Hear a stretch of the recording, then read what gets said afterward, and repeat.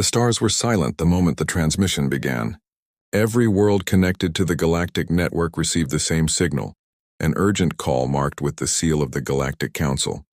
Billions of screens flickered across alien civilizations, from cold metallic colonies to living bioships floating among nebula clouds. The message was simple and terrifying. By decree of the Council, the Human Federation has been judged a threat to universal stability. Effective immediately, the galaxy declares total war upon humanity. Gasps, cheers, and waves of relief spread across alien systems. For years, they had spoken of the humans as a problem waiting to be solved, primitive, unpredictable, and too proud to obey. The Council had finally decided to end the problem for good. To the galaxy, it was the beginning of a new age of peace. But on Earth, it was the beginning of something very different. Inside a silent underground command center beneath the frozen mountains of Iceland, a group of human officers stood around a holographic table glowing with incoming data. The news reached them seconds after it was sent. No one moved. No one spoke. Only Admiral Kane smiled. His face was lined by decades of quiet waiting. His uniform was old, dark gray, with a small symbol of Earth still visible on his chest. He looked at the glowing hologram showing fleets forming around human space. The aliens thought they were preparing a surprise attack, but they did not know Earth had been ready for years. So, Kane said quietly, his voice echoing through the room, "They finally remembered us." A young officer turned to him, confused. "Sir, what are your orders? Should we alert the colonies?" Kane looked at the ceiling as if seeing through the layers of metal and stone. He imagined the sky above Earth, the cities rebuilt after centuries of peace, the people who believed war was gone forever. "Alert them," he said, "and tell them to wake the fleet." The officer hesitated. "The fleet, sir? The real one?" "The only one that ever mattered," Kane replied. "It's time." The Human Defense Network came alive within hours. Old codes were reactivated. Deep beneath the oceans, massive hangars opened as ancient ships began to rise. From the deserts of Mars, dust storms exploded as engines roared to life. Entire moons lit up as long-hidden bases powered on for the first time in centuries. The galaxy had thought humanity had grown weak, peaceful, broken by time. But beneath the surface, humans had never stopped building. They remembered what the universe did to them before. The old wars, the betrayals, the burning of Earth's first colonies, the promises of peace that ended in fire. Humanity had promised itself one thing after the last war: never again would they be caught unprepared. And now the enemy had come to remind them. The galactic broadcast continued to play across every planet. The Council's speaker, a tall insectoid diplomat named Karolth, stood before millions of viewers. "We have tolerated their arrogance for too long," he declared. "Their species has spread too far. It is time for their final chapter to end." But as the speech echoed through space, something else began to appear on the network, a second signal, cutting through the Council's message. A human transmission. Every alien ship, every control room, every officer watching suddenly saw the image of Admiral Kane appear on their screens. His face calm, his tone almost amused. "To the Galactic Council," he said, "your message has been received. We understand your terms, but I must correct one mistake." He leaned closer, the light reflected in his gray eyes like steel. "You think you declared war on humanity. That's wrong. You've only reminded us who we are." The signal ended. Across the galaxy, alien officers looked at one another in silence. Many laughed, dismissing the old man's words as human madness. But deep down, a few of them, those who had read history, felt something cold crawl down their spines. Because they knew what the humans were capable of when they smiled before a war. On Earth, the skies turned bright as launch platforms opened across continents. Massive star carriers broke through the atmosphere, leaving behind trails of blue fire. Thousands of smaller ships followed in formation, each marked with the flag of the Human Federation. In orbit, the first battle groups assembled, engines glowing like miniature suns. The fleet's communication lines filled with voices, pilots laughing, engineers shouting, commanders giving last orders. Some of them were nervous. Most were excited. On Mars, Captain Riley stood at the bridge of her ship, the Erebus. Her crew watched as the armada took shape beyond the red horizon. "They think we are scared," she said with a grin. "They have no idea." The AI beside her responded, "Enemy fleets forming at the outer rim, Captain. Orders? She smiled wider. We wait for the Admiral's word. Back on Earth, Admiral Kane stood before a massive glass window overlooking the Atlantic base. Dozens of carriers floated on the ocean surface, preparing for launch. He took a deep breath, remembering the generations who had waited for this day. Humanity had been mocked, forgotten, underestimated. But deep inside, they had never lost that small, dangerous thing, the instinct to fight back. Begin deployment, Kane ordered. The command was simple, but it carried across every ship, every world, every human outpost. Engines roared to life. The air shimmered as the sky filled with light. From orbit, Earth looked alive again, glowing with blue energy, the heartbeat of a species that refused to die. And as the first human fleet jumped into the void, the last words of Admiral Kane echoed through the channel. Tell the galaxy we're coming. And we're smiling. The stars watched as the human armada vanished into hyperspace, leaving only the trail of their engines behind, a streak of light cutting through the darkness. Far away, in the alien capital, the Council's ministers received reports of massive human movement. Some were terrified, some dismissed it as a desperate act, but those who had studied human history whispered a single truth among themselves. If humanity was smiling before the first shot fired, the galaxy was already too late. The human fleet spread like wildfire across the stars. Every jump, every engine flare painted the void with determination. What began as defense quickly turned into strategy. Humanity did not plan to hide behind their worlds. They planned to strike back. At the edge of the Sol system, the Erebus waited in silence, its hull black and shining like obsidian. Inside the command bridge, Captain Riley watched the tactical screen. Dots of light represented the approaching alien fleets, tens of thousands of ships, each one larger than the last. Fleet status? She asked calmly. All units ready, Captain, replied her second officer, Lieutenant Harris. Admiral Kane's orders. Hold position until they cross the perimeter. Riley smirked, leaning against her console. They really think we're scared, don't they? Harris gave a nervous laugh. With their numbers, most species would be. Then it's good we're not most species, she said. Outside the ship, the stars distorted as alien fleets entered human space. Their vessels were sleek, polished, and glowing with energy. The lead commander of the enemy fleet, High Marshal Carroll, spoke over an open frequency. His voice echoed like metal scraping glass. To the human fleet, he said, surrender and you may live. Resist and we erase you completely. Riley looked at the transmission with mild amusement. He sounds confident. Should we respond, Captain? Asked Harris. She nodded. Send him a message. Short and clear. Moments later, the alien commander's screen lit up with the reply. 3 human officers standing on the Erebus bridge, all grinning. Riley spoke softly but clearly. You started this war, Marshal. We're just here to make it interesting. Then she laughed. The alien commander paused, confused. Was this madness? No fear, no hesitation. Only that sound. Laughter. It echoed across human comm channels, ship after ship joining in. The galactic fleets had seen many wars before, but never this. Never an enemy that smiled before battle. Riley turned to her crew.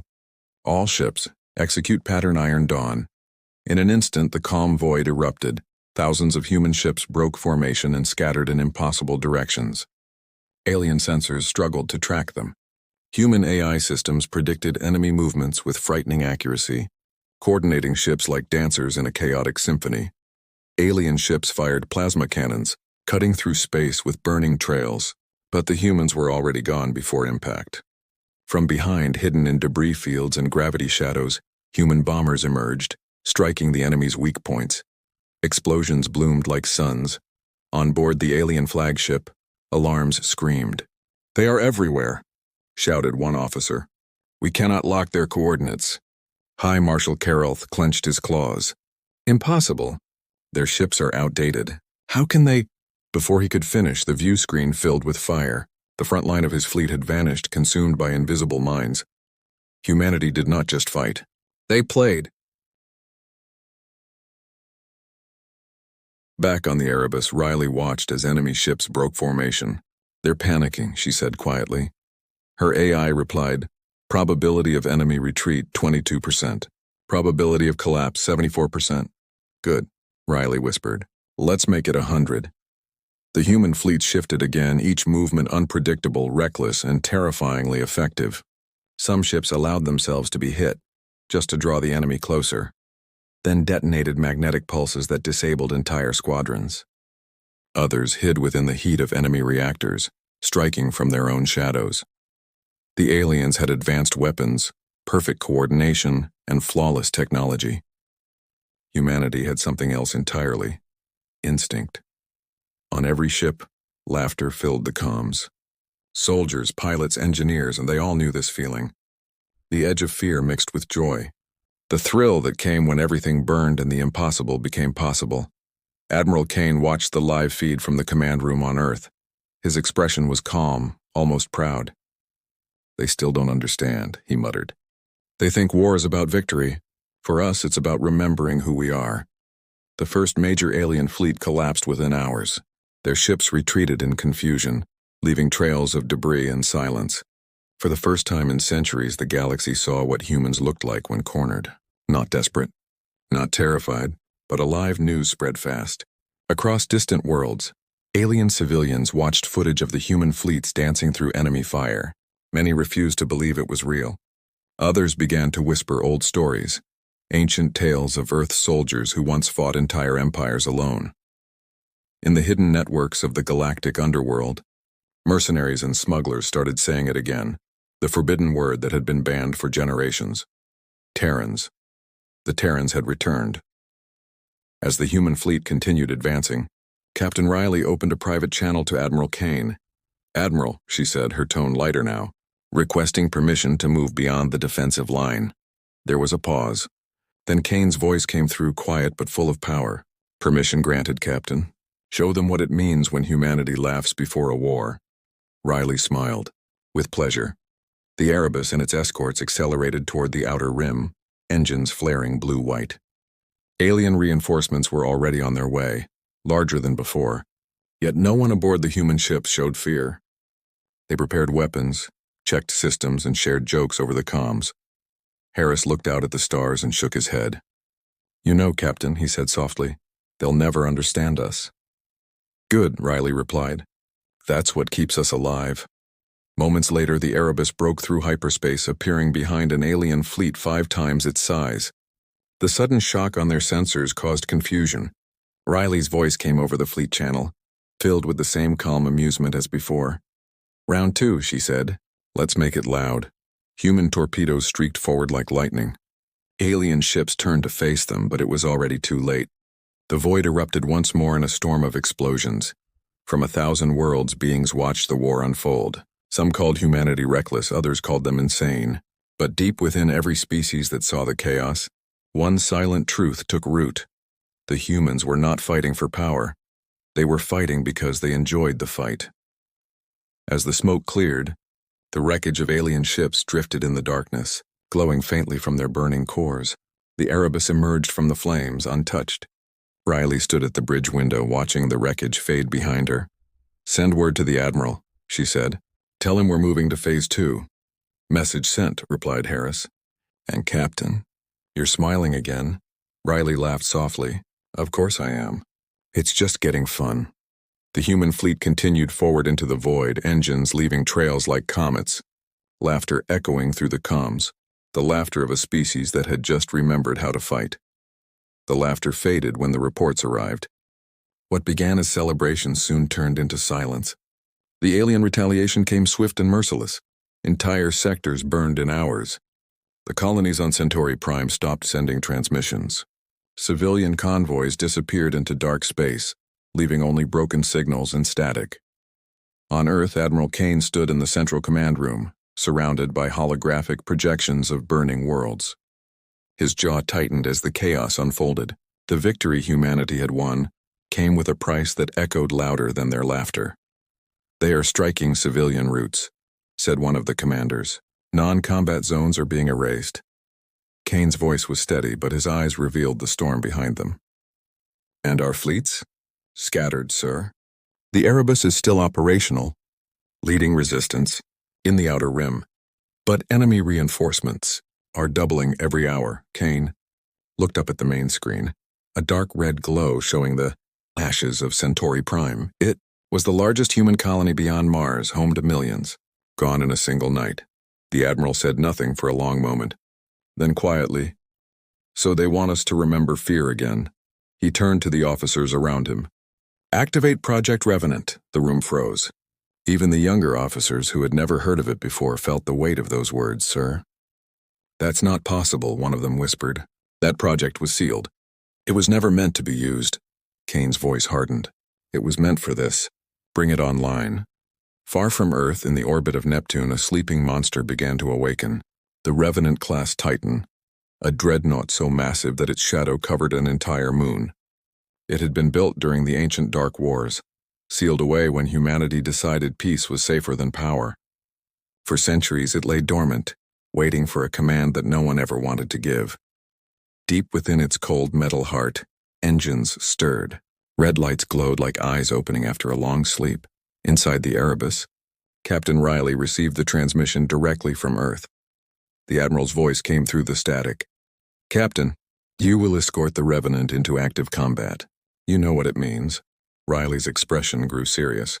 "If we unleash that thing, there's no turning back." "Exactly," Kane said. "They've taken our homes. Now we take their fear." The line went silent. Riley looked at her crew. None of them spoke. They all understood. War was no longer about defending Earth. It was about making the galaxy remember why humans had been feared in the first place. "Plot a course to Neptune," Riley ordered. The Erebus and her escorts jumped through hyperspace. When they arrived, the darkness was broken by the silhouette of the Revenant. The ship was so large that it looked like a drifting continent. Black armor thicker than mountains. Engines burning blue like stars. Even Riley, who had seen countless warships, whispered, "It's beautiful and terrifying." "Power readings rising," said the ship's AI. "Revenant awakening sequence complete in 1 hour." She stared at the enormous vessel. "Then let's make sure the galaxy sees it wake up." Back at the Galactic Council headquarters, alien leaders watched the footage pouring in. Reports described human ships regrouping around Neptune, forming strange new patterns. "They are preparing something," said one of the analysts. High Marshal Carroll slammed his claws against the table. "Destroy it before it launches." A dozen fleets were dispatched toward Neptune. The Council believed the humans were desperate, cornered, building a final defense before surrender. They were wrong. When the alien fleets reached the edge of Neptune's orbit, the humans were waiting. But this time there was no laughter. The void trembled. The Revenant-class Titan opened its eyes, 2 enormous blue arcs that glowed brighter than suns. Energy rippled through the planet's shadow, bending gravity itself. Alien sensors overloaded. Communications failed. From the Erebus, Riley watched the dreadnought charge its main weapon. A beam began to form, silent, pure, endless light gathering into one point. "Target?" asked the AI. Riley's voice was cold. "Their command fleet. End this." The beam fired. The entire sector turned white for 3 seconds. When the light faded, there was nothing left. Not debris, not fragments, only dust. An entire alien armada had vanished in an instant. On every galactic channel, the broadcast replayed again and again. Billions of beings watched the silent image of the human weapon firing, and for the first time, the galaxy felt true fear. Hours later, Admiral Kane stood at the command table. The reports were still coming in. Enemy retreat confirmed in 4 sectors, communications collapsing. An officer asked, "Sir, was it worth it?" Kane looked at the glowing symbol of the Revenant hovering above the table. He thought of Centauri Prime, of the families lost, of the faces that would never return home. His voice was quiet but clear. "No war is ever worth it," he said, "but sometimes it is necessary to remind the stars that we still exist." He looked out the window toward the night sky. The Earth was silent, peaceful for now, but deep inside, every human heart carried the same weight, a mix of grief and pride. They had laughed once before the fire. Now they understood the price of that laughter. Humanity had remembered how to fight, but also what it cost. As the Admiral turned away, he gave one last order. "Send the Revenant to the front. This war is not over. It has only begun." The engines of the Titan roared once more, shaking the void, and as it moved toward the alien strongholds, Even the stars seemed to dim in its shadow.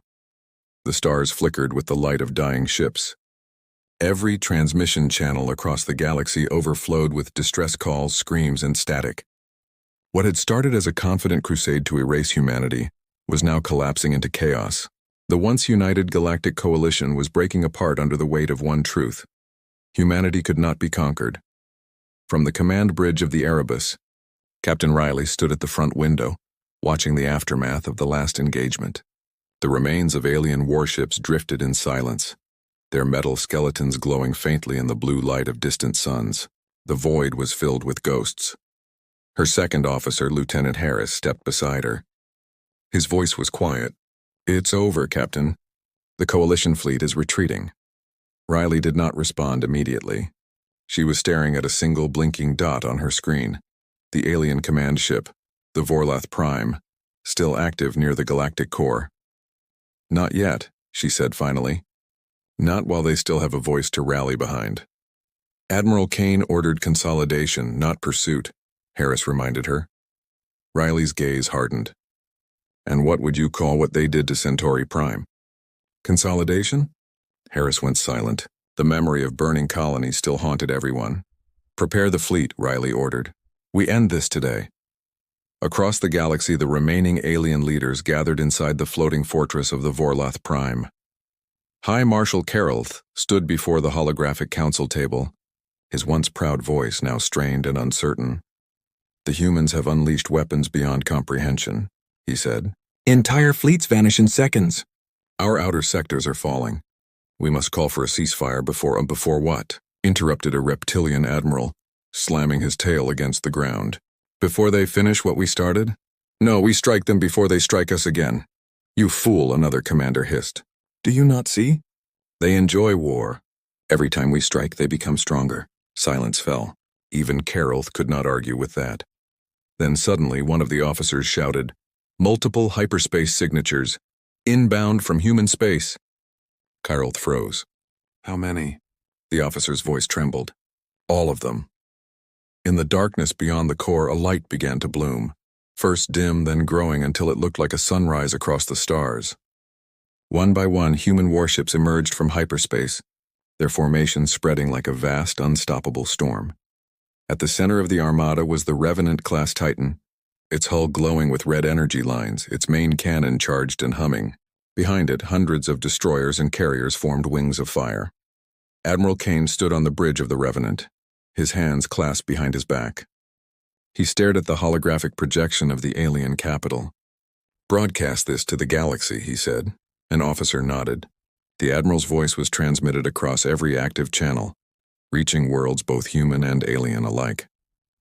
"This is Admiral Kane of the Human Federation," he said slowly. "You declared war to remind us who we were. Consider the lesson learned. What comes next is your reminder." He turned to his crew. "Fire." The cannon of the Revenant released a single beam, a streak of blinding light that carved through the darkness like divine judgment. It hit the Vorlath Prime dead center. For a moment, it shone brighter than any star. And then the entire alien fortress dissolved into fragments of molten light. When the beam faded, there was nothing left. The silence that followed stretched across systems. Alien fleets froze mid-battle.